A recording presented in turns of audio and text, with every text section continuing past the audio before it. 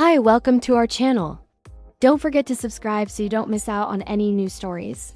This is the story of a girl who had an amazing pet. She wasn't like other girls her age. Her name was Maria and she had a pet crocodile. Yes, a crocodile. And not just any crocodile, it was a baby crocodile, and it was the cutest thing in the world. Maria loved playing with her pet. They would play hide and seek, and the crocodile would always find her no matter where she hid.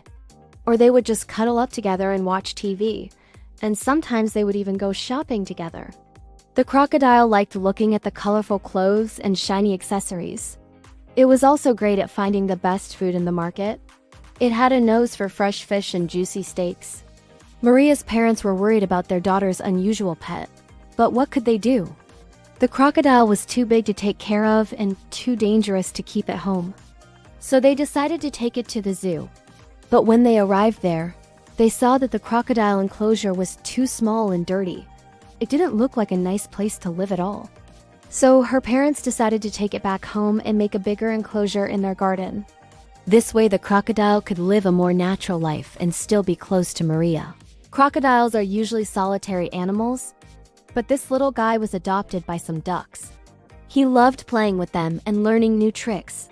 Every day he would follow them around and try to imitate their behavior.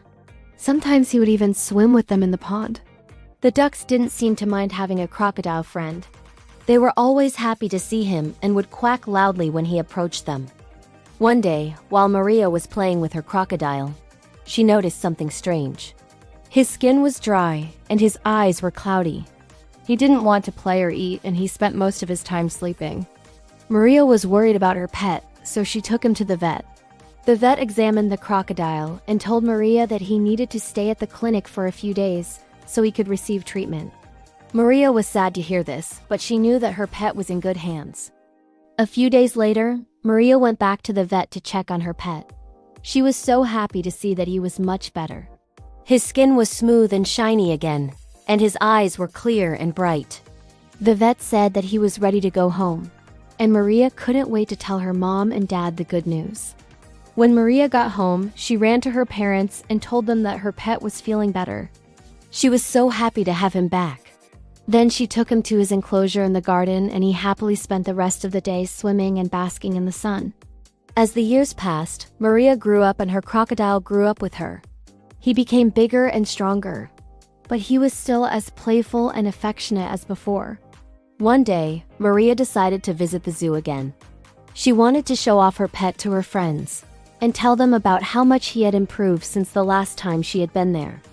When they arrived at the zoo, Maria's friends were amazed by the size and beauty of her pet. They couldn't believe that he was the same crocodile from the story. Maria was very proud of her pet, and she knew that he was one of a kind. From then on, Maria and her crocodile became famous in the city. People would come from all around to see them and take pictures with them. Maria was happy to share her pet with the world, and she never stopped loving him. The end. Once upon a time, in a village nestled between rolling hills and a sparkling lake, lived a young girl named Lily. Lily was known throughout the village for her infectious laughter and her heart filled with kindness. But what truly set her apart was her unusual best friend, a talking squirrel named Chestnut. Chestnut wasn't just any ordinary squirrel. Oh no, he had a talent for solving mysteries. With his sharp eyes, keen sense of hearing, and an even sharper wit, Chestnut could solve any mystery that came his way. One sunny afternoon, while Lily and Chestnut were picnicking in the forest, they heard a loud commotion coming from the village square. Curious, they decided to investigate. As they approached the square, they saw a crowd of villagers gathered around Mayor Thompson, who was known for his jolly nature and his love for gardening. But now his face was pale and his eyes were wide with worry. "My prize-winning pumpkin has been stolen," he exclaimed, his voice trembling. "It was the biggest pumpkin in the county fair, and someone has taken it right off my porch." The villagers were shocked and saddened. The county fair was just around the corner, and Mayor Thompson's giant pumpkin was the talk of the town. Without it, the fair wouldn't be the same. Determined to help, Lily and Chestnut stepped forward. "We'll find your pumpkin, Mayor Thompson," Lily promised, her voice ringing with determination. Chestnut nodded his bushy tail in agreement. The mystery was on. First, Chestnut spoke to the birds who had been perched on the mayor's fence. They had seen a young man carrying a large pumpkin away from the house, but they couldn't tell which direction he had gone. Undeterred, Lily and Chestnut continued their investigation.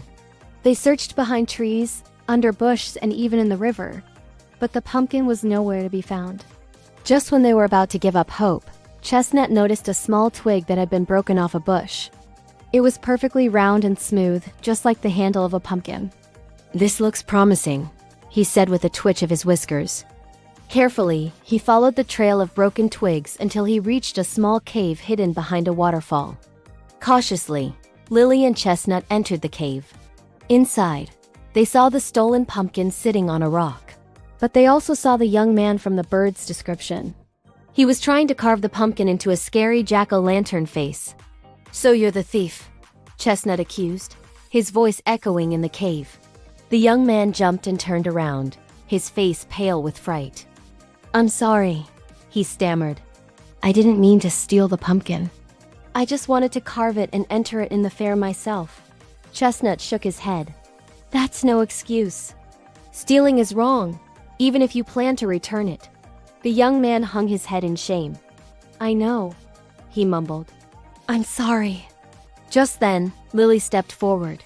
"Why don't we make a deal?" she suggested. "You return the pumpkin to the mayor and we won't tell anyone you took it."